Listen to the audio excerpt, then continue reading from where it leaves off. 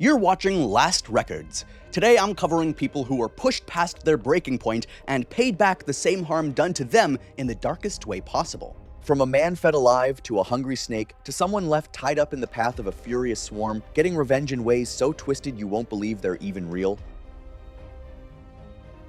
It was August 2nd, 2019, and a wet heat hung over a stretch of rural central Florida. A row of low-metal outbuildings sitting back among the palmettos. The air inside thick with the smell of warm earth and animals, and the faint dry rustle of something very large shifting its weight behind glass. Marisol Quintanar was 46 and ran a small private rescue for exotic reptiles out of those outbuildings, taking in the big constrictors people bought as novelties and could not handle once the animals outgrew them. She kept a thick, handwritten logbook for every animal in her care, the feeding dates and the weights and the sheds, all of it in neat little columns she filled in by hand the same evening without fail. Years earlier, her younger sister, 29, had been strangled by her boyfriend, a 50-year-old contractor named Wade Lonnie Coltrane, and Coltrane had walked free when the case collapsed on a chain of evidence technicality before it ever reached a jury. Watching a man go home to his own bed because somebody mislabeled a piece of evidence is the kind of thing that would hollow me out, and I think it hollowed her out too. Coltrane spent the years after telling anyone who would listen that the system had cleared him, smug and certain that beating it once meant nothing could ever touch him again. From the info I was able to gather, Marisol spent almost 2 years being friendly to the man until he truly believed that she had forgiven him for her sister's death. She invited him out to the rescue one evening to meet a new arrival. The largest snake she had ever taken in, a reticulated python of nearly 23 feet, the kind of size that only turns up in the hands of serious collectors, left behind by one who could no longer house or feed it. A snake that size is not the pet store kind. It is a true apex predator, and snakes of right around that length are the ones behind the rare real cases where a wild python has killed and swallowed a grown adult, and this one had been kept deliberately hungry for weeks. From the scene and what Marisol later laid out for investigators, the evening moved slow and almost friendly. She walked Coltrane back through the outbuildings toward the big enclosure, talking the whole way, and handed him a drink as they went. Before long, he was unsteady on his feet, his words running together, and he had to put a hand against the glass just to stay upright. He could not understand why his own body had stopped listening to him. He tried once to push himself off the glass, and his arm folded under him. And it sent chills down my spine that Marisol said nothing the whole time, just watching as he sank down onto the cool concrete. At that point, he could no longer get himself back up. Only then did she open the enclosure. A snake that big pays no mind to a standing, moving adult, but a warm, still shape settled on the floor of its space in the dark is another matter entirely. The python, hungry and drawn by the warmth, began to move toward him across the floor, slow and certain, testing the air. It found him, settled its length against him, and once it had taken hold, the coils did the first and worst of the work long before anything else could, tightening every time he tried to draw a breath. Coltrane could not fight it, could not call out, could do nothing but feel it happen in the dark. By the time the building went quiet again, there was very little left for the night to undo. There are a lot of ways to take a life, and choosing to feed a man to a starving animal tells me this was never only about justice for her sister, it was about him being erased from the earth completely. Coltrane was reported missing within a day, and at first, there was nothing. No car, no sightings, no movement on his phone, and people assumed a man who had beaten a serious charge had skipped town. But because everyone knew the history between them, investigators came out to Marisol's rescue within the week. And as grim as it sounds, it was a single snake with an abnormal bulge that drew their eye. A necropsy recovered human remains. The medical examiner identified Coltrane through dental records, and her own feeding logs showing the python kept deliberately hungry, along with what she calmly laid out for the detectives, did the rest. Of everyone in this video, Marisol planned the longest and showed the least anger about any of it, and that cold, unhurried patience is the part I find hardest to sit beside. She was arrested, charged with murder, and is serving a life sentence. That one used a living predator to do the work. This next man reached for something even colder and more patient than any animal, the mountain itself, and a single freezing night high above the tree line. It was December 9th, 2017, and a brutal cold had locked down the high country of the northern Rockies. A dark wall of pines climbing a steep ridge. the snow between the trunks untouched, except for a single set of boot prints heading up into country where nobody had a reason to be after dark. Silas David Rourke was 39 and a backcountry hunting guide who knew that ridge and the freezing country around it as well as anyone alive, the kind of man who could read a coming storm in the light. He had a small habit his late wife used to tease him about, relacing both boots twice before any walk into the trees, snugging them down and checking them again like the second pass would somehow hold the whole day together. 2 years earlier, his wife, 34, had been killed by a hit-and-run driver named Dale Vernon Ostrander, 44, who was drunk and left her on the roadside to die alone in the dark, and who served barely any time at all before a plea and a good lawyer put him back out living his life. A few months behind bars for leaving a woman to die on the side of the road is the sort of sentence that makes me understand exactly why people stop believing the system will ever do it for them. Ostrander liked to tell people he had paid his debt and everyone needed to move on already, the kind of man certain he could talk or shove or charm his way out of any corner he found himself in. Apparently, investigators later laid out that Silas had spent a long time learning Ostrander's routine, where he drank and when he drove home and all that, and then he chose a night when the cold itself was deadly. On that night, he took Ostrander off the road at gunpoint, far from anywhere, and walked him up into the timber where no headlights would ever pass. A person can only grip frozen bark and hold their own weight in that kind of cold for so long, and once the shaking and the clumsiness set in, staying up a tree through a mountain night becomes impossible. What investigators reconstructed, and what Silas later confirmed in part, was a slow and deliberate march. He walked Ostrander deep into the timber, far from any road or help. When they reached a tall pine, he ordered him to climb. Ostrander went up, still convinced he could somehow talk his way out of it. When he refused to climb any higher, Silas raised the rifle and shot him in the leg. The wound was not immediately fatal, but it made climbing down nearly impossible. Bleeding, injured, and trapped high above the ground, Ostrander clung to the tree while Silas sat at the base with the rifle across his knees and waited. "Up in the branches," Ostrander shouted, bargained, and threatened, but Silas answered none of it. Hour by hour, the cold took its toll. The wound weakened him, the freezing temperatures drained what strength he had left, and his voice gradually faded into the darkness. Sometime before dawn, he stopped calling out altogether. Investigators later believed Ostrander died in the tree from exposure, unable to climb down and unable to survive the freezing night with a serious leg wound. At some point afterward, his body fell from the branches and came to rest at the base of the pine. Making a man climb and then just waiting for the mountain to take him is so much colder than anything quick, and I think Silas wanted him to have every one of those hours to sit with what he had done. Ostrander was reported missing by his family, and it took nearly a week before a search found his body at the base of the pine, deep in the backcountry. The gunshot wound to his leg immediately ruled out any idea of an accident, and investigators quickly began treating the case as a homicide.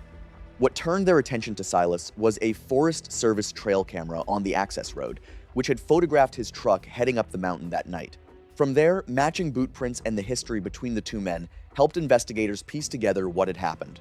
The medical examiner ultimately ruled the death hypothermia, with the gunshot wound identified as a contributing factor. It always amazes me how often these come down to one camera that nobody actually remembered, and a man who could vanish into the mountains was caught out by a quiet road he never thought to look at. He was arrested within the month, convicted of murder, and given a life term. From a death out in the open air, we go to one that happened in a closed stall, where a father turned the very kind of accident that killed his son back onto the man who let it happen. It was October 17th, 2016, in rural Minnesota. A cold gray morning settled over a horse property outside Rochester, the barn filled with the smell of hay and the restless movement of horses waiting in their stalls. Eskil Brunsvold was 55 and a farrier, the man who shoes horses, and he had worked the stables across that county for 30 years, including the large boarding operation owned by a 60-year-old man named Royce Tillman. He kept his late son's stiff leather work gloves on the dashboard of his truck, cracked and curled from the weather, and he never once moved them or swapped them out in the 2 years they sat there. His son, Leif Brunsvold, 28, who had worked at Tillman's stable, had been killed in a stall by a horse Tillman knew was dangerous and kept anyway, and rather than answer for it, Tillman blamed the young man's own carelessness and paid the family a quiet settlement to keep the matter from ever going further. Burying your son and then being handed a check to stay quiet about how it happened is a wound I do not think any amount of money could ever close, and Tillman wrote that check like it settled everything. Tillman was the sort of owner who cut every corner that cost him $1, who kept dangerous animals he should have sold, and who never once imagined the people around him were keeping score. From the records investigators pulled, Eskil had spent 2 years as the most trusted farrier on the place, which is the whole reason Tillman thought nothing of stepping into a backstall beside him. On a slow morning, Eskil asked Tillman to come look at a hoof on a big draft horse, a heavy animal of well over a ton, penned in a tight box at the end of the barn. A frightened horse that size in a closed stall is one of the most dangerous places a person can stand, all panic and muscle and steel-shod hooves with nowhere for any of it to go. The barn's camera, mounted at the end of the aisle, recorded most of what happened next. Tillman stepped into the stall beside Eskil and leaned toward the horse's leg, completely at ease. Eskil backed toward the door, then deliberately drove the horse into a panic with actions no experienced handler could mistake for an accident. He stepped out and dropped the latch across the stall door behind him. The unreleased footage apparently showed the draft horse rearing and spinning in a space far too small to hold all of that fear, throwing his weight and his hooves against the boards with Tillman pinned in the corner. A man caught in a stall with a panicking animal that size has nowhere to go and nothing to hold, and the horse came down on him again and again while he tried to cover his head and get to his feet. Each time he nearly rose, the animal drove him back down into the corner, and the heavy stall door he had walked through so casually would not give an inch. Eskil stood just outside the latched door and did not open it. By the time the animal finally settled, Tillman was barely moving. Eskil left him trapped in the corner of the stall, secured that section of the barn, and walked away. It was not until later that evening, when Tillman failed to answer calls, that workers found him dead inside the stall. By then, the injuries from the trampling had already claimed his life. Choosing the exact kind of death that Tillman had once shrugged off as an accident tells me Eskil wanted it on the record, plain for anyone to see, that this was never an accident at all. At first, the scene read like the kind of tragedy that every stable quietly dreads. An owner killed by a spooked horse in a tight stall. And since the old aisle camera was thought to be long broken, nobody looked for footage right away.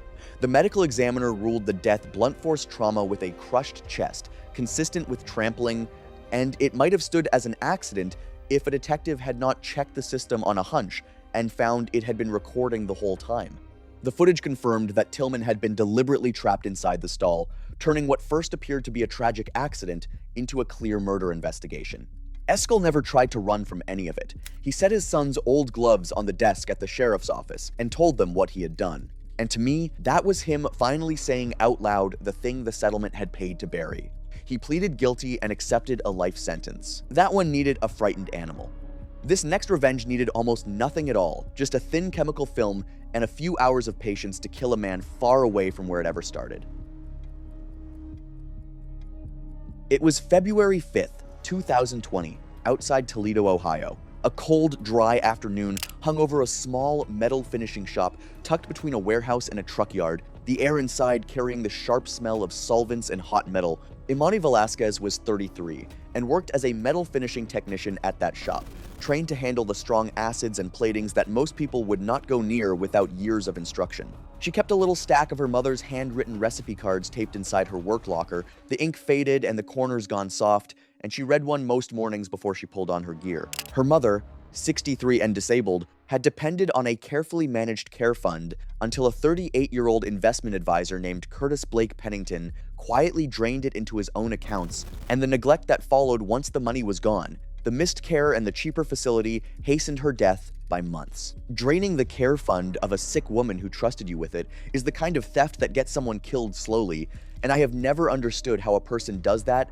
and still sleeps at night. Pennington had wriggled out of the fraud case on a technicality about how the accounts were classified, never repaid a cent, and carried on advising new clients as if nothing had happened. It's crazy that Imani had stayed in touch with him, even pretending to consider him for her own savings, which is how she got him onto the shop floor for what looked like a casual tour.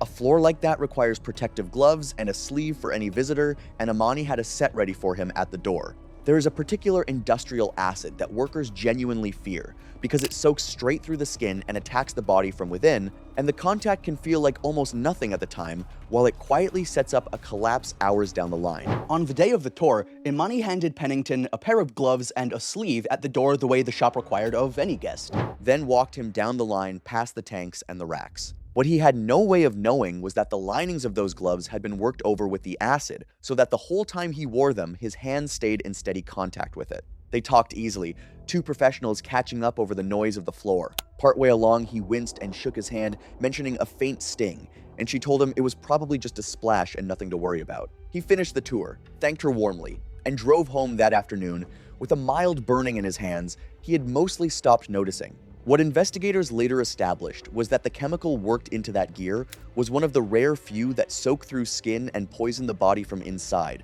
with the worst of it held back for hours. For a while, Pennington felt almost normal, got home, ate, and settled into his evening. Then, the burning in his hands turned to a deep, spreading pain, and his body began to fail in a way the early responders could not place, his heart rhythm sliding out of control as the chemical pulled his blood chemistry apart. By the time he understood something was badly wrong and called for help, it had gone too far to pull back. The ambulance reached him quickly, but his heart gave out that night, before anyone thought to connect it to a small sting he had felt on a shop tour that afternoon. She picked a method that almost passed for natural causes, and the part I keep turning over is how close this came to being filed away as nothing more than a middle-aged man's heart giving out. At first, his death looked like a sudden cardiac event, nothing about it obviously suspicious in a man his age. It was a sharp toxicologist, puzzled and confused by what had actually stopped his heart, who pushed for a closer and more thorough investigation, and I'm glad someone in that lab was paying attention. A look back at his final day led investigators to the metal finishing shop and to the gear he had borrowed there, and once the lab examined it, the tampering was unmistakable, with the connection to the technician whose mother he had ruined doing the rest. Imani was the one person who knew exactly what those chemicals could do, and I think that very knowledge is what let her believe, almost to the end, that nobody would ever catch it. She was arrested, charged with murder, and convicted at trial. Poison worked quietly there. This next revenge was built by hand, plank by plank, into a box that one man was never going to get out of. It was May 20th, 2018, and a warm, still evening had settled over a semi-rural stretch outside a southern city. A long woodworking shop standing at the end of a dirt drive, the smell of cut pine and varnish drifting out the open doors into a yard stacked with finished crates waiting to ship. Odette Charbonneau was 41 and built custom furniture and shipping crates, strong from years of moving heavy pieces by hand and skilled enough that her crates were trusted to carry fragile, valuable things across the country. She had a workshop superstition she never explained to anyone, tapping the lid of every crate twice with her knuckles before she sealed it. A little knock, she said, just felt wrong to skip. 3 years earlier, her father, 68, had been beaten to death during a robbery by a 47-year-old man named Gideon Frawley, who took a shockingly short sentence through a plea deal that spared him the worst of it, and was already back on the street while her grief was still raw. Beating an old man to death and walking out a few years later on a plea is the kind of outcome that makes the word justice feel like a joke, and I do not blame anyone for losing faith in it after that. Frawley was the type who moved through the world treating other people as obstacles or marks, never once watching his back for the quiet, patient ones willing to wait years for a single opening. From the article I read, investigators stated that Odette supposedly lured Frawley to her shop with the promise of cheap work. Easy cash for a man who never turned that down. He came out to the end of that long dirt drive one evening expecting nothing more than a few dollars and a simple job. A strong sealed box is bad enough on its own, but once sand begins pouring in, the weight presses from every side at once, packing a person in so tight that the chest can no longer find the room to even draw a breath. By the account investigators later pieced together, Odette met Frawley friendly and unhurried and walked him in among the half-built crates. At some point, with his back turned to her among the crates, she struck him hard enough to put him down, and by the time he came back to himself, she had him bound. Then she maneuvered him into the largest crate on the floor, a heavy thing she had built thick and tight, far too solid for a man to kick or shoulder his way out of. He fought once he understood, but the box had been built for exactly this, and there was no leverage to be had inside it. He went in, still half sure, right up to the end, that he was the dangerous one in that room. What she did next, she did slowly. She began pouring in sand, bag after bag, and as it rose around him, the weight pressed in from every direction at once, pinning him in place and stealing the room his chest needed to draw breath. There was no rushing it, and no undoing it once it had begun. His shouting dropped to muffled sounds, and then to nothing once the sand reached his chest, and she did not hurry the pour, and she did not look away from any of it. She used only as much sand as it took, not enough to fill the crate, just enough to pin him and hold him down. When it was done, she set the lid, knocked on it twice the way she did with every crate she sealed, and rather than ship it, she loaded it onto her own flatbed to drive out and bury herself. Building that box by hand, plank by plank, knowing exactly who it was for the whole time, is a kind of patience I find harder to sit with than almost any sudden act of rage. Frawley was reported missing, and for a while there was simply no trail at all, a man who had vanished off the street. The break came from Odette's own materials records, the lumber and the bags of sand, and I find it grimly fitting that a woman that meticulous kept the receipts for the whole thing. Once the buried crate was found and opened, the medical examiner ruled the death compression asphyxia from the weight of the sand against his chest. She gave the investigators almost nothing, just that her father had deserved far better than the man ever got, and to me that silence said she had made her peace with all of it long before they ever found her. Odette was convicted of murder and sentenced to life. That was stillness and weight. Our last story is all motion and noise, thousands of tiny wings, and a man who spent years quietly raising his own weapon.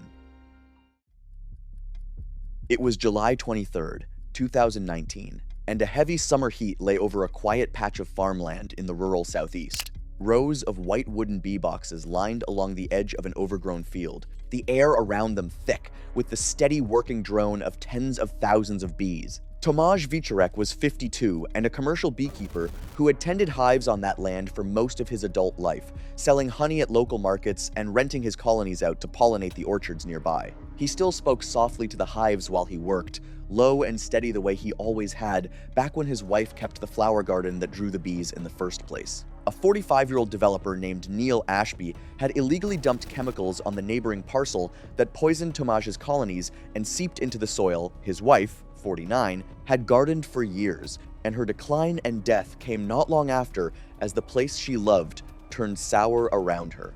Ashby had beaten the environmental case on a filing technicality, losing the bees he had raised for decades and the wife who loved that land in the same stretch of time. Then watching the man responsible walk on a paperwork error is more than I think most people could ever carry quietly. Ashby was dismissive about all of it, the kind of man who saw bees as a nuisance and a dead garden as somebody else's sentimental problem. Investigators determined that Tomasz had rebuilt his colonies with a far more aggressive strain, then invited Ashby out under the pretense of settling things between them. Ashby came out to the property that evening expecting a conversation and a handshake, far from the road and from anyone who might hear him. A single sting is nothing to most people, but a body hit by hundreds or thousands of stings at once takes in so much venom that it can shut down even someone who was never allergic to begin with. Out at the hives, by Tomasz's own account, he got Ashby restrained near the boxes, close in among tens of thousands of bees he had spent 2 years deliberately making meaner. He had bound Ashby's wrists and ankles with tape and lashed him to a fence post a few feet from the boxes, close enough that there was no getting away from what came next. Then he simply began to work the colonies into a fury, knocking the boxes hard and smoking them wrong and doing all the things a keeper spends his whole life being careful never to do, walking down the row and setting each hive off in turn. He stayed sealed in his veil and gloves and heavy suit, protected from the first sting to the last. Ashby, tied fast among the boxes, had nothing at all between him and the air. The bees came up in a thick, rising roar and did what a provoked colony does to a threat it cannot drive off, pouring out in numbers no person could ever wave away. Restrained and unable to run or so much as cover his face, Ashby took sting after sting after sting across every inch of exposed skin, far more venom than any body can absorb and survive. The sound of it, the roar of the bees and the rest, carried a long way across the empty field, with nobody near enough to hear or help. Tomasz stood clear of it and let the thing he had built run its course to the end. This was a man who had waved these creatures off as a nuisance for years, and there is something grimly fitting to me about that very nuisance turning out to be the deadliest thing on the whole property. By the time Ashby was found, the scene told its own story, and there was never much mystery about what had killed him. The medical examiner ruled the death the result of massive envenomation from the stings. What I keep landing on is that Tomasz never ran and never denied a thing. When the deputies arrived, he was sitting calmly by his hives and told them straight out that he had done it. Most people in these stories at least try to run, so a man who just sat down by his bees and waited to be arrested tells me he had long since decided this was worth whatever came next. He was charged with murder and convicted, offering no real defense beyond what he had already admitted at the scene.